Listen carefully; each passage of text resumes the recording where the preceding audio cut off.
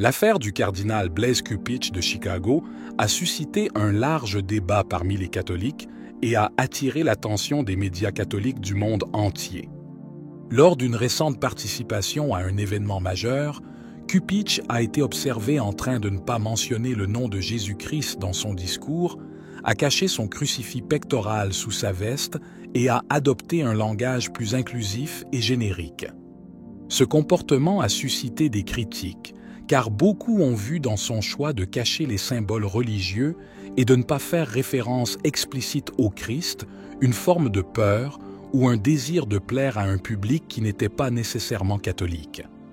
Les critiques soutiennent que cet échec à représenter la foi catholique dans un contexte public est une démonstration d'une tendance croissante parmi certains membres de la hiérarchie ecclésiale à se conformer aux pressions politiques et culturelles du monde moderne.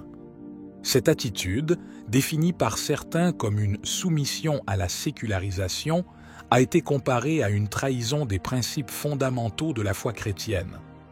Cupich, qui avait déjà suscité des critiques dans le passé pour ses positions jugées peu orthodoxes par rapport à la tradition catholique, est considéré par certains comme un symbole de l'orientation prise par une partie de l'Église sous la houlette du pape François.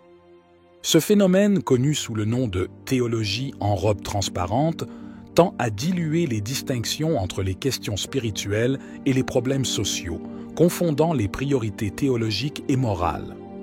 Un détail qui a indigné de nombreux fidèles était le contexte même dans lequel Cupich parlait. Un événement perçu comme hostile aux valeurs chrétiennes, dans lequel étaient pratiqués des rituels douteux pour le monde extérieur.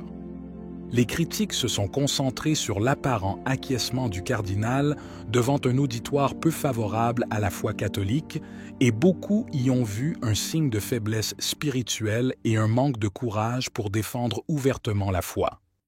En réponse, certains commentateurs, dont l'archevêque Carlo Maria Vigano, ont accusé Cupich d'avoir trahi son rôle de pasteur et de s'être plié aux forces laïques au lieu de défendre la doctrine chrétienne avec fermeté et courage. Cupich, nommé cardinal archevêque de Chicago par le pape François en 2014, a une longue histoire de controverses, notamment en raison de ses positions qui sont souvent en contradiction avec les attentes des catholiques traditionnels.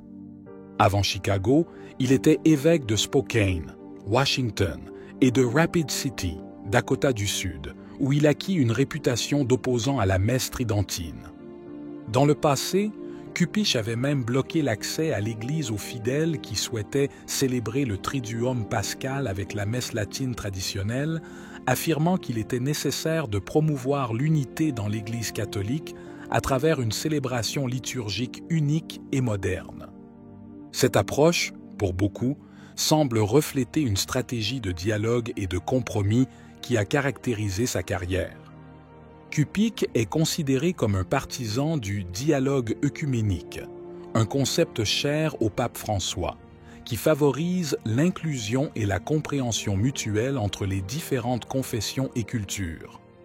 Cependant, ses détracteurs affirment que, dans certains cas, cette ouverture a conduit à la marginalisation des traditions catholiques les plus profondes et les plus enracinées, notamment parmi les fidèles qui adhèrent à la messe latine préconciliaire. L'événement au cours duquel Cupich a prononcé son discours, au centre d'une récente controverse, semble refléter cette tendance. Le fait qu'il évitait de mentionner explicitement le Christ et cachait son crucifix pectoral renforçait l'impression qu'il était plus soucieux de ne pas offenser les personnes présentes que de représenter ouvertement la foi catholique. Cela a soulevé des questions parmi les fidèles sur ce que signifie pour un dirigeant de l'Église de représenter véritablement le Christ dans le monde moderne, en particulier dans des contextes publics où la foi peut être sujette à des tensions. En parallèle, de nombreux observateurs voient en Cupich un héritier spirituel du cardinal Joseph Bernardin, célèbre pour sa théologie du « manteau sans couture », qui prônait l'importance d'aborder toutes les questions morales et sociales dans le cadre d'une vision unique et intégrée de la vie catholique. Cette perspective, bien qu'apprécié par certains pour sa focalisation sur les problèmes sociaux, est critiqué par d'autres pour sa tendance à diluer les questions spécifiques de foi. La polémique autour de Cupich ne se limite cependant pas à cet épisode récent. Le cardinal a longtemps été considéré comme une figure de division au sein de l'Église catholique américaine, représentant un courant progressiste en contradiction avec les visions plus traditionnelles de la doctrine. Sa nomination à Chicago a été considérée comme une mesure stratégique par le pape François pour renforcer la vision d'une Église plus ouverte et plus dialogante. Mais cela a provoqué un sentiment croissant de frustration parmi les catholiques conservateurs qui perçoivent une perte d'identité et un manque de défense de l'Église, principes fondamentaux de la foi.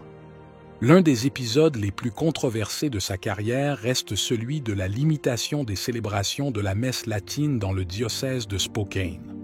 Cupich a justifié ces décisions comme faisant partie d'un effort visant à créer l'unité dans l'Église, mais de nombreux croyants y ont vu une attaque directe contre la tradition.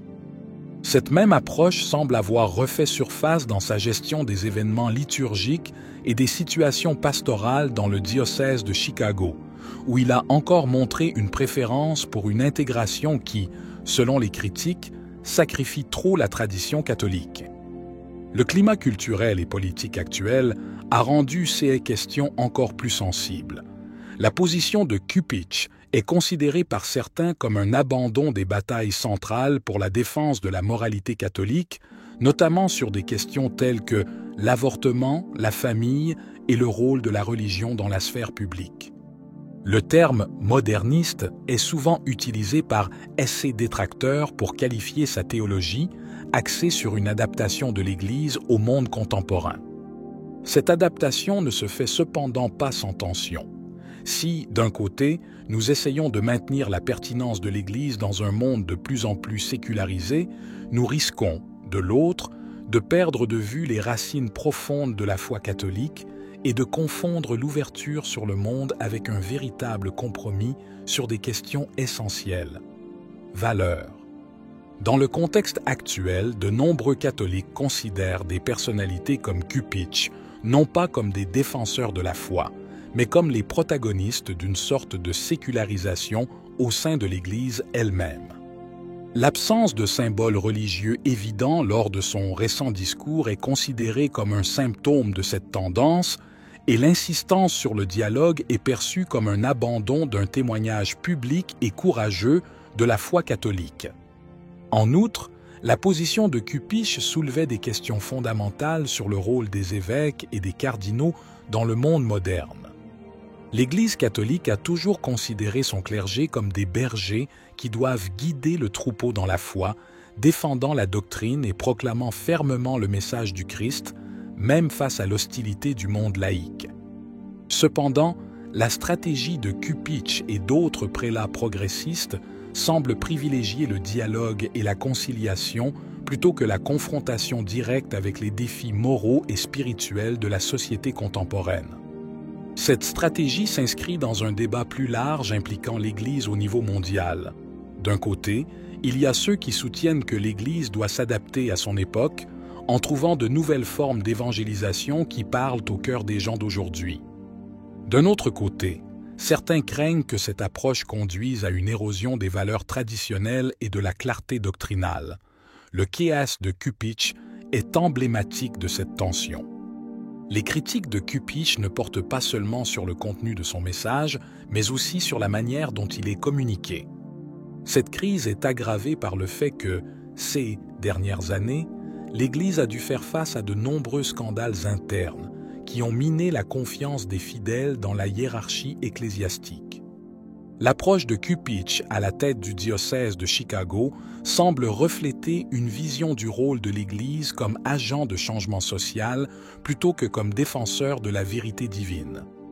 Le choix de Cupich de participer à un événement controversé, sans proclamer fermement la foi chrétienne, a exacerbé ce sentiment, amenant beaucoup à se demander si l'Église n'est pas en train de perdre son rôle de phare de la vérité dans un monde de plus en plus confus et fragmenté. Qu'en penses-tu? Si vous avez aimé la vidéo, Commentez Amen. Que Dieu te bénisse.